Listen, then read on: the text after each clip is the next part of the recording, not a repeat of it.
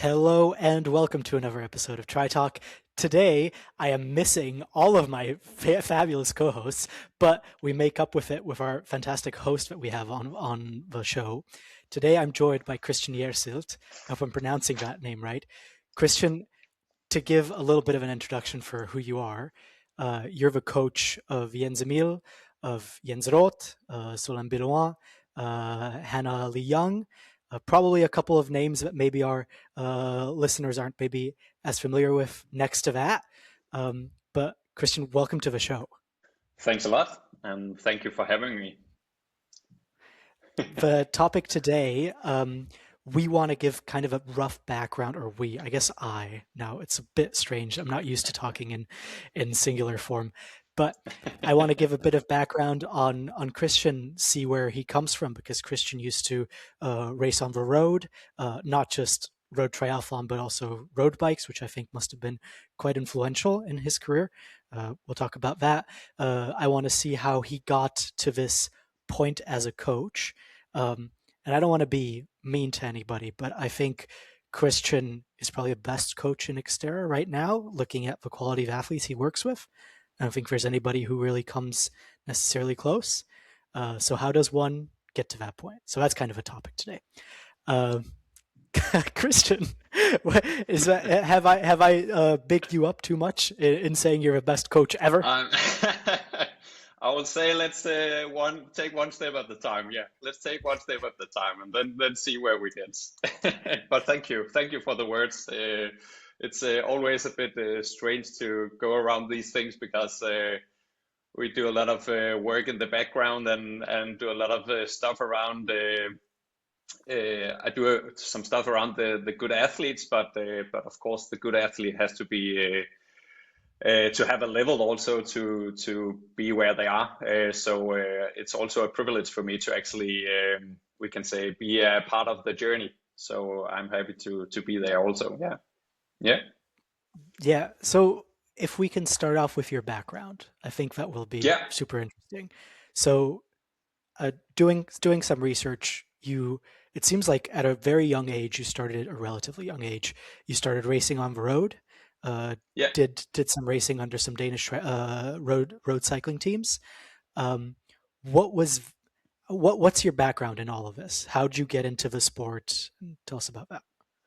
Yeah, we can say everything's it all started with actually with a journey of being a bit overweighted as a little kid. It was like you have to go and start doing some exercising or eating differently. That was something you could set at that time of or that age I was there. So it was actually the starting point of doing exercises. I was starting with going with my mom on the bike every day as a little kid.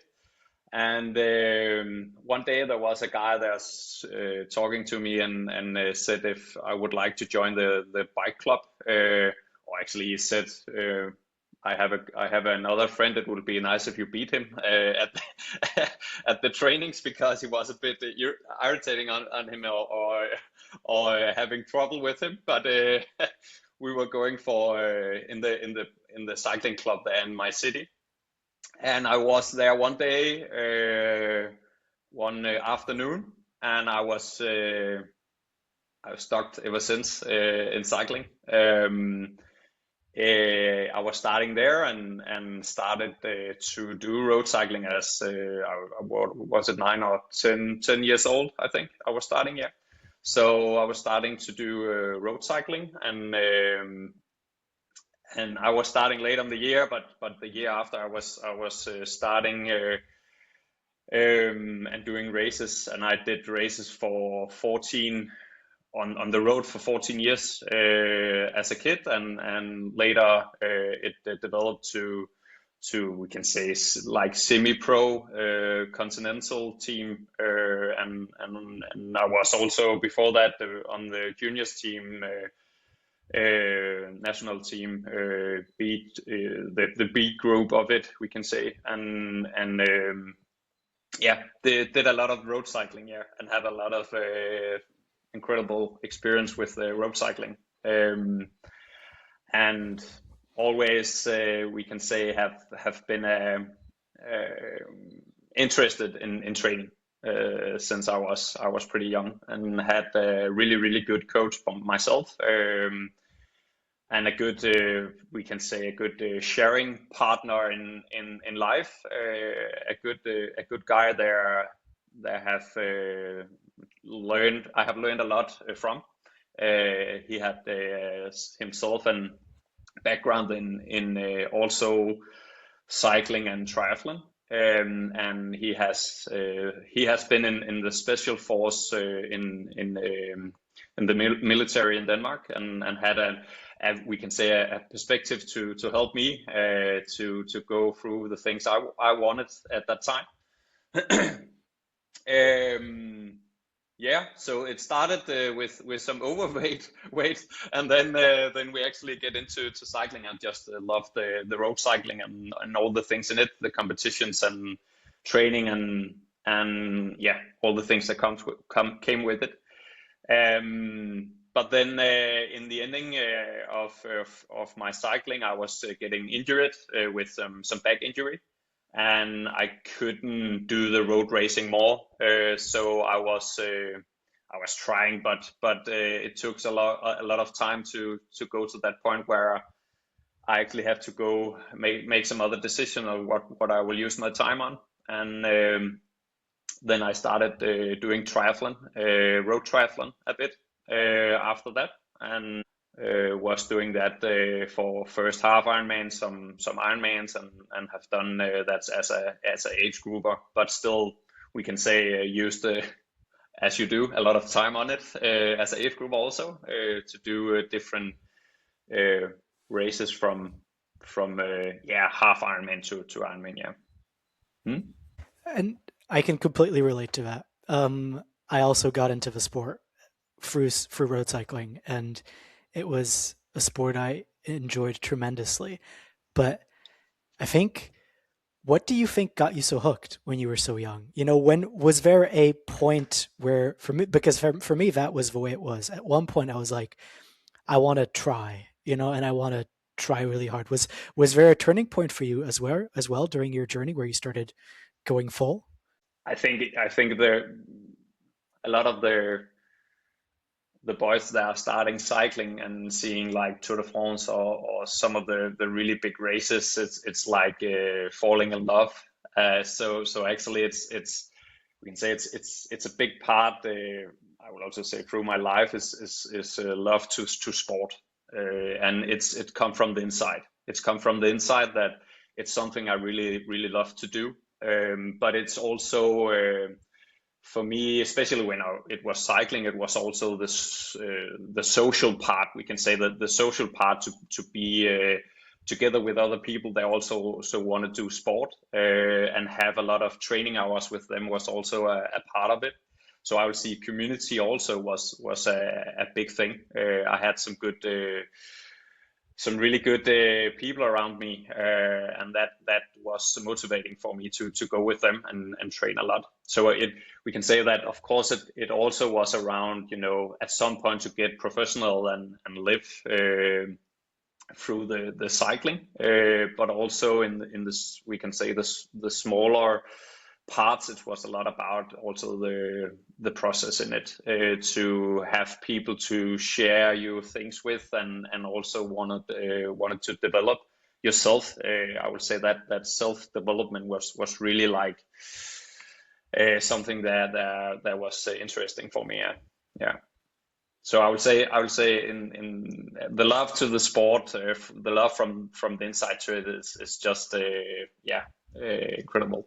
What do you think made that first coach of yours so good that you talk about him this way? Was it that he felt the same way about the sport, or uh, I yeah, actually that sometimes I have also I also said it to one of my good friends. We were talking about it, but like in some way in the life, it can be good to have we can say, as a boy, have a grown up friend. Actually, have a grown up friend. They are actually go to you in a good way, but still also want to, we can say, help you or see you in where you actually are in the process, or where you are in the different systems. But also knowing that nothing come easily. So have someone to actually be supported, someone that actually support you through the different things, because it's sports. It comes. It's a part of it. So it's I would say he has been a really special person for me in the whole we can see a whole adventure of cycling, also of triathlon on the other side. Have been some good experience with them. Yeah. And so you came to triathlon first as an amateur. At what point did you start picking up coaching? Was it that you started looking at yourself and working with some coaches and thinking, okay, maybe there's some room to improve here? How did that process come around? So it actually starts before that. So I was starting I think I was like maybe 18 to 20. I was starting to do a bit of coaching with a cyclist.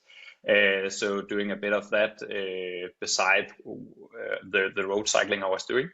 And it developed over time. I was meeting some people that also did a lot more of, we can say, more did more structure around coaching. So actually doing these lactate testing and all the stuff that comes with that. So I think that was around 2014. That was where we can say it started more professional for me to actually go into that direction. So it was like going into, we can say, get more knowledge around doing lactate testing and doing the specific physic thing for physiological things for the athletes. We can say, support the know-how at some point, support that with more knowledge and more, we can say, when you interests. I was interested for the coaching part. So it was where we can say that the cycling adventure was stopping, and then it was more starting for the triathlon. So the triathlon was like a part of me. Starting up that part was with another perspective of taking some of the things from what I also have learned around the cycling, and take that into, we can say, give it some other perspective of training also. Yeah, yeah, that completely makes sense. But where does the gap get bridged between XTERRA and the road triathlon? How do you get Yeah. into that little world? Yeah, yeah. I was coaching another athlete that was connected to Jens Emil, and the other athlete was also like a pro on the. I was coaching him for the road, and I was starting to. He was connected to Jens Emil. They was making some things together, and that was where it started to, okay, to help Jens Emil out and start with actually digging more down to the XTERRA part of it. Yeah. When did you start working with Jens, if I may ask? That was it in 2020? I think 2021. Yeah, something like that. Yeah, yeah. We were the first year we was on Maui. That was Mhm. the last time the XTERRA was on Maui. I think it was 21. I think. And he was he was at the race there, and I was with him around the race, and saw, one thing is to see what is actually what have you trained and what have we done over some time, but also see more for the races and see how he was acting around the things there, and also saw and talk with him about the potential of doing this sport for him. That's super interesting, but there surely must have been a little bit of shock coming into that world, right? Because racing, in my opinion, is a little bit different. I would say maybe, in my opinion, it's closer to road cycling than road triathlon. At least that's my perception. Yeah, yeah, it's of course something else. It is, but I will also say that's actually one of the things for when I'm going into the coaching part with athlete. It's not necessarily so much what they are doing, what sport they necessarily are doing, or what we can say specific sport they are doing. I will try to support them the best way I can around the coaching part. So it was more like looking into, we can say, I have to learn the system. I have also to, we can say, in my opinion, it's a lot about also giving, we can say, the athletes some, how can we say it? It's important to let them be the experts of what they are doing at some point, because they actually do it every day. I'm not doing it every day, but we are talking around the different things in it. So, of course, a lot of learning from going into it, the specificity around the racing parts, but also to see it. I maybe not see it like, okay, it's XTERRA off-road. I more see it like we have we can say, how can we say it, different, more to look on what is it actually that you have to do, more than say, okay, it's XTERRA, it's something I don't know anything it's about. It's more to take it up and actually pull it from each other and look it through and say, okay, what can we do to actually get you into a better position, or support you the best way to develop. So of course, we can say something else from the other sports, but I think that to have the other sports to give it some perspective can maybe be have been nice on the travel. Yeah. And can you give an example of one of the things you had to learn, working with these athletes in this sport? Um, I would say that what I really love about the sport, the Xterra, is that, or the off-road triathlon, is that you can have a really big and good engine, but you need to have the skills. You Mhm. need to have the skills with you if you want to be good at it. And Mhm. one of the things I was back in the days where I do road cycling, I really love to do time trials. And time trials have a lot of small detail things in it, to do the right, take the right corners, do find the speed, do the things that are around it. I was not necessarily the best to the TT, but I really loved the TT. I loved the things about the TT.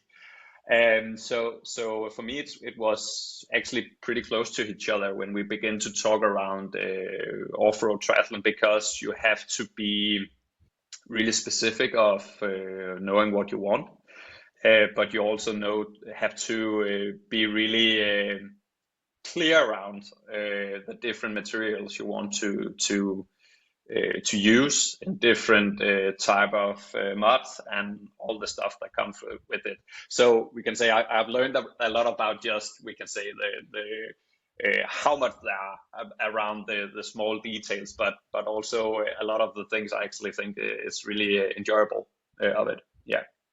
Yeah, it's fascinating. I think especially focusing on that relationship with Jens, or on his progression as an athlete, there was, if you can talk about this, there was this, he went into winter as um, the third fastest runner in the field. This was 2 years ago, I think. Then he came out of winter, and you could see on his Strava, you guys had clearly focused on doing a bunch of run work. And he came out of winter just a completely different beast. And how can you take me through the process of how that worked? Because that must have been fascinating. What was the impulse for that, and how did it go? I think at one point is we can say looking a bit on the things there could, we can say, where did Jens actually, where was he? So what could he do? But also looking into, we can say, the more total perspective or global perspective of Jens as a human being. So that's of course one thing, is training. Training is of course you have to do a lot of your things. You have to be consistent around training. because else you will not be there. But I will also say that have that knowledge from Jens that comes with a MTB background. It's like he has a lot of that part with him. So actually saying, okay, what is important to maybe look into, and what can develop you to actually be better and better on some of these parts. And I would say it's more to find, at that point it was more to find maybe we can say a solid base for him, make a solid base so there where he actually trusts the things we were doing, and also looking more into, we can say, a bit more into the middle areas of the training zone. So more than going like on and off, like it is pretty normal how I see a lot of the training. It's a lot of or hearing about is to go and do these efforts on off. It can be good at some point, but at some point we also need that endurance part there that makes a big difference in this sport, and maybe also bigger than many people are thinking of. Yeah, I I don't know if I answered quite I right, think you did. but yeah. It's fascinating how you work with athletes, because maybe let's get you to your philosophy here a little bit in terms of training, because it seems to me like when an athlete works with you, having interviewed Hannah, having talked with Jens and Solène, it seems like they get a lot, you know? So even just looking One at more your time. Instagram, it seems like they get a lot. You know, they seems Yeah. like they get a lot of they get not only the training part, they get the coaching, right? Which is two different things. They get, I think, a bit of, because you have some experience in bike fitting and that sort of thing. They get that part, but there's also a big part of uh, psychology that seems to be involved with your approach. So, what is your approach? Um, I will say it's let's start at another place, just to land the right place. So I have when I did the road cycling, it was pretty clear for me to see that one thing is that you can have a good day, you can have a bad day. That's at some point really normal to have that good and bad days. Not only when we talk training, but of course also just in normal life. So we can say that's one thing. But seeing from the road cycling, seeing really big athletes, really good athletes, being from one day to another be crap. See an athlete where we talk, they have the highest level. Nobody can go with them, and they maybe win something. And the day after, they do like 10 minutes of the next day's race, and then they was off, totally off.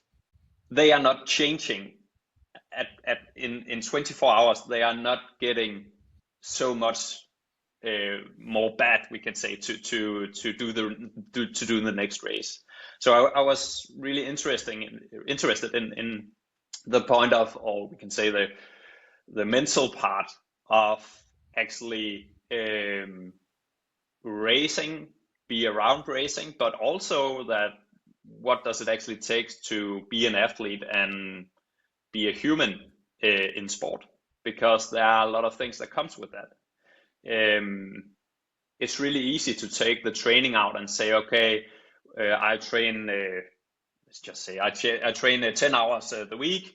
It's and finding all, because that's actually a really incredible thing that the human have, that we can see all the negative thing or all the small things that was bad around the training, and maybe I'm actually getting worse and worse, or it was not the best feeling in it.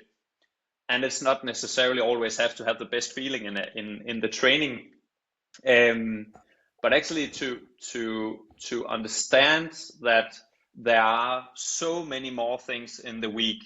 If you take 24 hours and you take 7 days, 24 hours, and you have 10 hours of training, there are so many more things that can go into, we can say, the training you are doing. So also have an understanding of the humans you work with.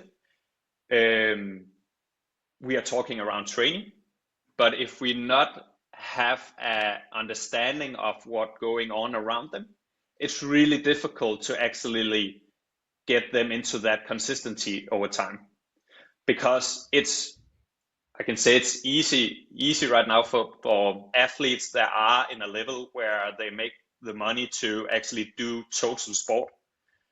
And then we have the gap from maybe be a world-class athlete, and especially when we talk triathlon, right? Because there are so many people out there that are doing triathlon and do it every day. They do everything they can every day, but they can't live of it because it is triathlon at the point it is right now. It's not road cycling at a high level. There are also many road cyclists or mountain bikers that try and try and try. And that's that area to understand that the pressure they are on and the pressure they put into themselves has an impact on maybe training, and has an impact on what are we actually getting out of it. So to actually go to a point where the athletes gets better and better to understand themselves when they meet themselves in the conflict, and know what to do or learn how to support themselves, then I believe that it can make the athletes even better, and even better to do the consistency in the training, and all the things that comes with the training. And that's just a really hard part in this sport, because it's good athletes, but they have to, like the economy around it, they have to really think about what they are doing.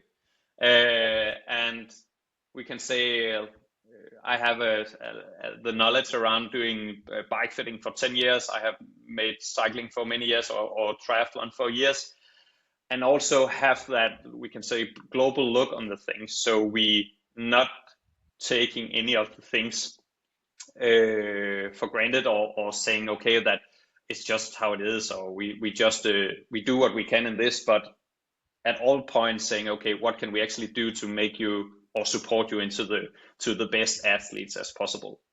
Yes, absolutely. I mean, and to give a good example of this, I came up, this occurred to me when you were talking, just to turn it around, because you said sometimes when, let's talk about cycling on a triathlon podcast.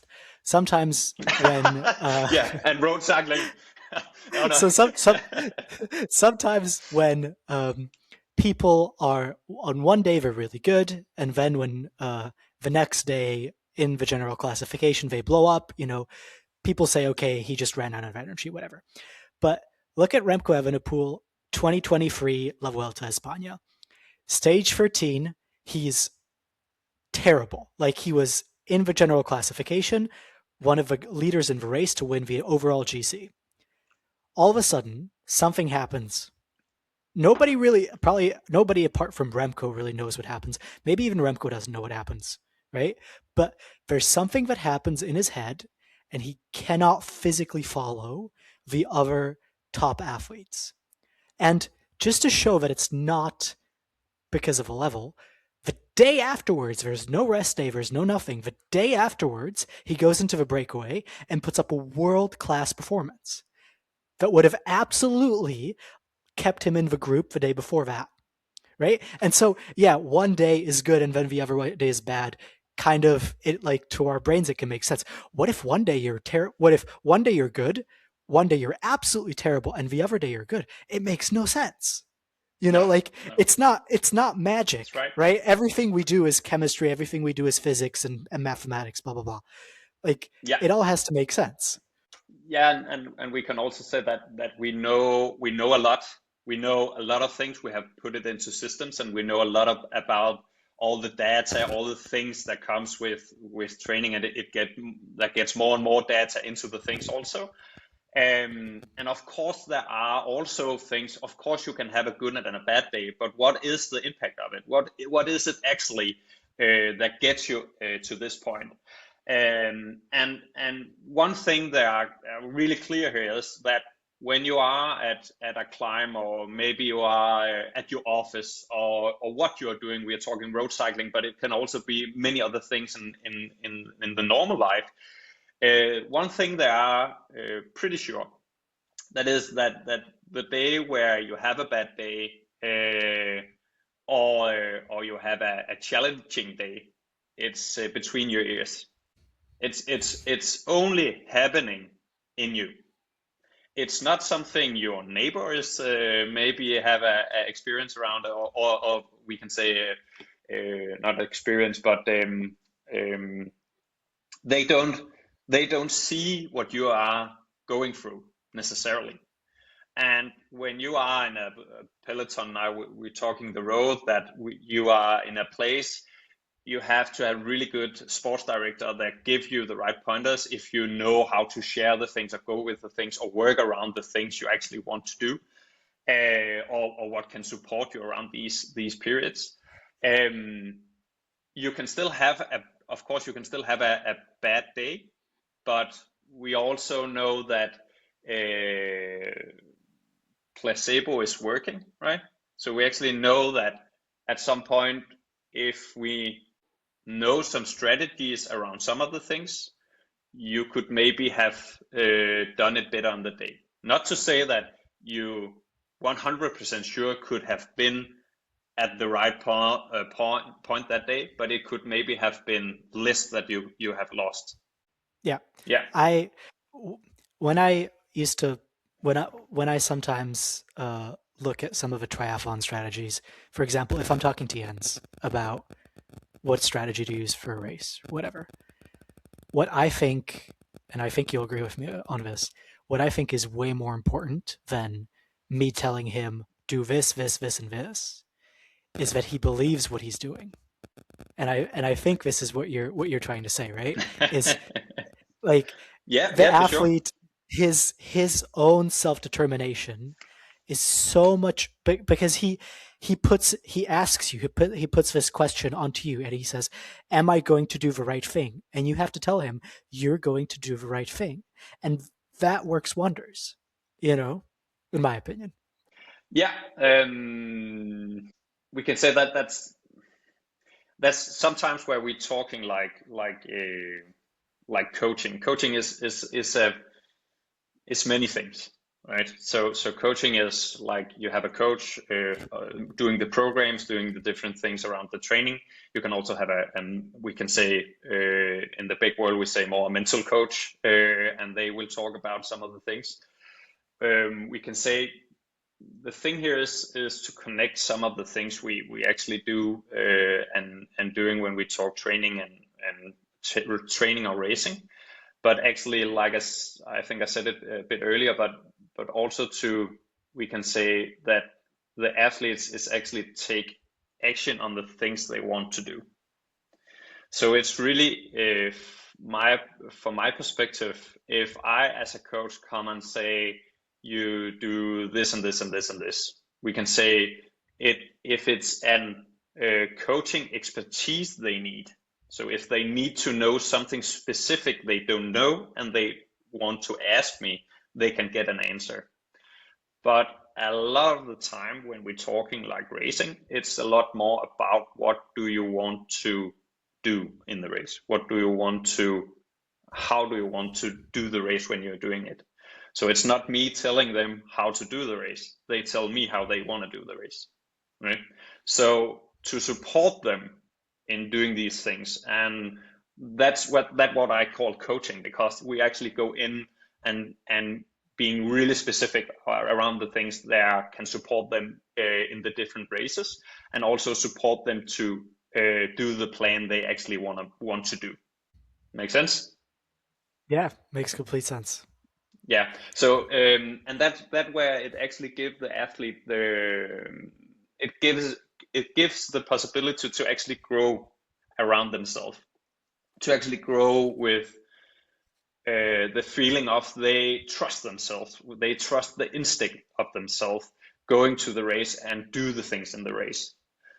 But if you go into the race and maybe don't have that with you, it can be easily to take maybe wrong choices, or take the choices you wouldn't like to do, or we can say had maybe been before the race. You have you try to visualizing the race, or what you how you want to practice the things, and you're starting look say, okay, I just don't want to take this line. I don't want to take this line on the downhill part, on the descent. But if you don't want to take that descent, or that part of the descent, what is it actually you want to do instead? Because it's not interesting for us that you have the focus on the line you don't want to do. We want to focus on the things you want to do, and that's some of the coaching education. We can say that we have this. I have done that there, where we have the focus on we can say the focus law. So the focus law is around, what you focus on is what you get, or it will grow. What you focus on is what will grow, right? So if you focus on the things you don't want to do, that's a pretty big risk that you will get the part you don't want. But if you just take that part out and say, okay, I want to do this instead.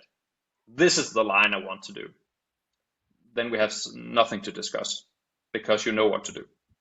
We can Yeah. support you, we can do the things around it, but it's important to have the focus to the right place. Mhm. And that's why I don't need to be an off-road expert, or have done a, off-road triathlon whole my career, because they know what to do. Then we can say there are also, of course, a different approach around. We have a new athletes, or and we can say an more athlete with more experience. There will also be different ways to maybe coach them, but it's a big trust from my side, that I actually trust them as a human to make the right choice for them. And if they say some things there maybe go a bit in another direction, I will be there to maybe talk a bit about that direction, or give it a bit of perspective, so they can maybe reorganize them and say, okay, what is it actually I want? Fascinating and like incredibly enlightened, I think, to give this much trust into because when you're given an athlete that you really care about, you want to make sure everything's right. And so I'm sure it can be really overwhelming to just try to fit everything into place and micromanage everything. But to really go along and to give this trust, I think is really cool. And if I can have one analogy here, sorry about keeping with these analogies, No, but I no think worries. our listeners will I think our listeners will understand this. Talking about the way you frame things and what you put your focus on. If you're going down a descent on a road bike in switchbacks, and there's a big road and it's a switchback, and there's a big rock on the right hand side, and you're staring at that rock, guess where you're gonna go? You That's know, the focus versus law. if you're exactly that's a focus law. It's fantastic how you're able to like transfer these things into theory and into practice as well. It's it's um, it's of course a lot of, we can say that it's it's important, because we can say when we ask questions, as a coach, we actually not necessarily, we don't need to have the expertise around this specificity, because the person that comes to us will normally have that special life, or something, we can say is the specificity with them. So it's about asking into that specificity that can be really important, and also to make, we can say, the good choices, to find the good things around it.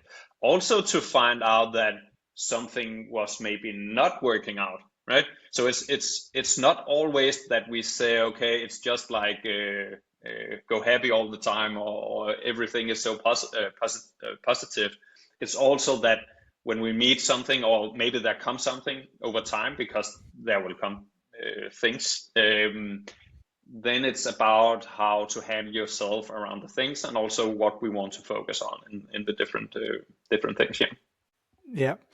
Um, I don't know. I don't want to switch topics because this is so No worries. interesting, but I have a feeling. I mean, I have just an absolute list of questions that I want to delve into, but maybe one more on this. What happens if an athlete comes to you and your approach is very expert, right? What if they go the wrong direction? How does it work that you try to push them into the right one? Or at least what you think is the right one, because this is what the athlete thinks, this is what you think, and where the right one is also kind of a question, right? Yeah, but that's actually where we can say that part does not necessarily exist, because I trust them, right? So we can of course say that if they are doing something, they are changing a lot from, we can say, the lines we have made for them, or say, okay, we go into this direction and they begin to do really different things. It's to go a bit deeper into them and look into them and see, okay, where are you? What are we looking at? What do you think about this direction, or what could we maybe learn for the thoughts around it, and then take the things with us, because it is a really challenging time, in I think in total, for many generations, around, uh, now it's a hot thing, but the social media thing. um, we have so many noises, so much noise on our heads every day. We have so many things there, chasing our mind at some point, and it's totally normal to maybe doubt a bit on the things, doubt on, is this the right interval for me? Is it the right thing to do, or what could it be? But also saying, okay, what does the experience tell us? What does the different things, making perspective around it, so the athlete can make a good choice around it. So we can say, when I'm saying, the really the expertise, or the need to know something from me. Of course, I try to give them the things I have with me. And if there's something I can't answer on, we will find a solution. That's another thing, to find solutions. We will always do that. To seek out to other professional people that can help them, or seek into good directions. But a lot of the time, they actually have the answers by themselves. So it sounds like this was one of the questions I got from Aneta. It seems like each of your athletes have a relatively different approach to their training that you would use, right? Or do you think they're relatively roughly the same, actually, in that this is the unifying feature of them being in charge to some extent? So when you say that, it's you said about this. Do you mean the Let's training, say, or yeah, yeah? let's look at the training plan. Do you think it's like how to what degree do you think it's all individualized, or how much overlap is there? Of course, there will always be some point where they do some of the same things, because it's we can say, a lot of the coaches have written the same book, and, and the thing is that we can say, it's not a big mystery. If you go hard for a period, or you go for these intensities, you get what you train. So we can say there are some things around that part there. We can say that there are at the base around it, but the program itself, it really depends on what they have to do. If you have to do XTERRA, Belgium, you are doing some kind of work, but if you do Malvino, you do some other kind of work. So of course there are some changing around, where are you at the period, and what races are you go to, and what have we time for, and how can we frame it. But every a lot of the program is I would say a big percentage of the program is individual for sure. Um, I think I don't know how to necessarily connect this, but um, do you think this sort of approach works for everybody? Do you get approached by athletes and you think, okay, I just don't think I can work with you because my approach doesn't work with you? The athlete has to be coachable. Hmm. What does that mean So for you? so yeah so thanks. So what is connected to that is that you will at some point have some chemistry maybe with some people and or coaches, and if you have a good chemistry, there can be a lot of good things in it. But we can say in if we go into a bigger perspective, it should be possible to actually train or coach this way to different athletes, because it will not, when we take the athletes I'm coaching on different sports and also different levels, there are big difference on how they are in training or how they are around structure, programming, all the things around it. And that's where the individual parts comes into it. So I have maybe have I have many different programs. I have many different athletes, and they don't have the same program because they do differently in it. I don't have, one. I don't, necessarily only do one method. I do different. I know there are many different ways to go to the point.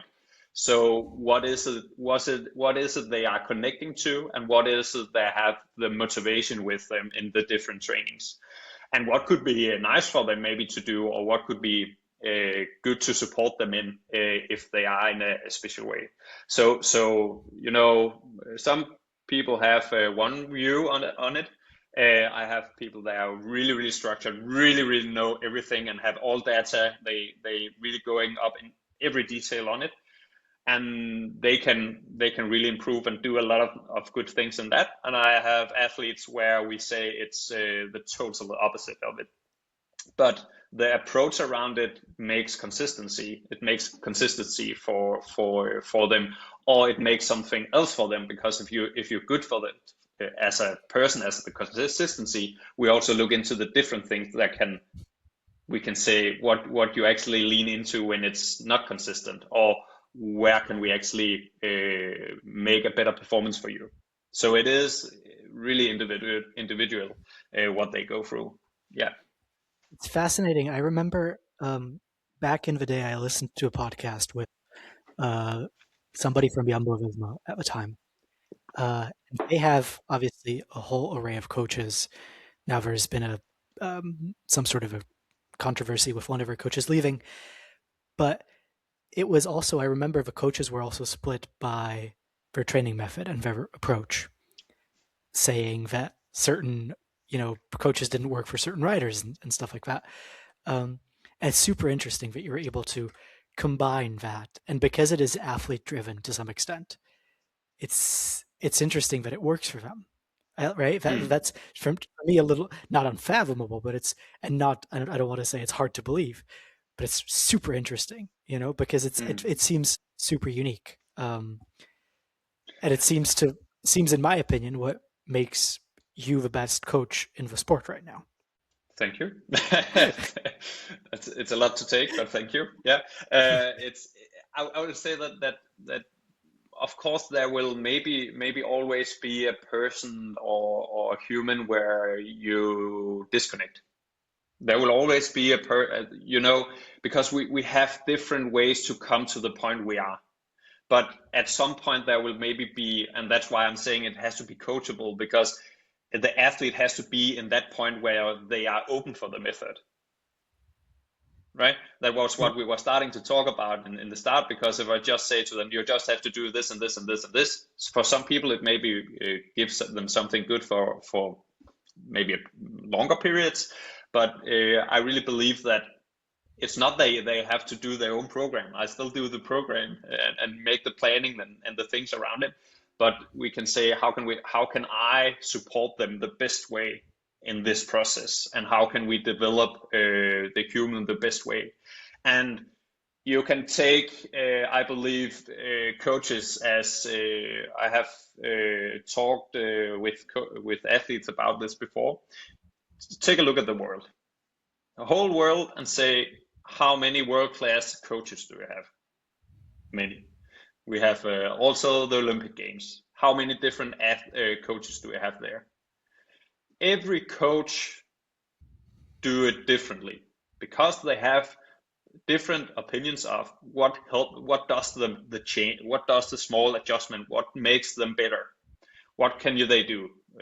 Some do 1 minute efforts, some 4 minutes efforts, some do 60 minutes efforts.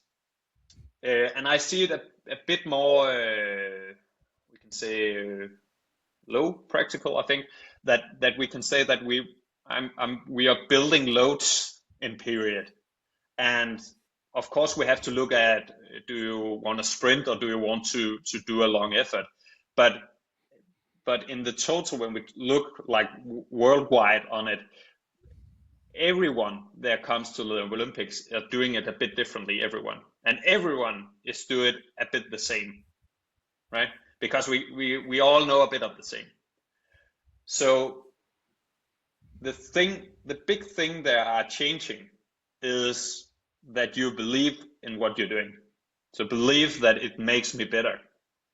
That's the biggest thing to actually, of course, you have to also have other things with you, but it's just to make the perspective of, it's not like one specific thing, or we can say 5 specific things that give you the medal. It's many different things. It's many components that give you the things with you, and many things placed in the right positions for you and make you believe in the things you're also doing. And also when you're not believing in it, because that will also come, then it's about finding the things that can support you to actually look at the lines that can make it into a better place for you. Fascinating. What an interesting way to look at it.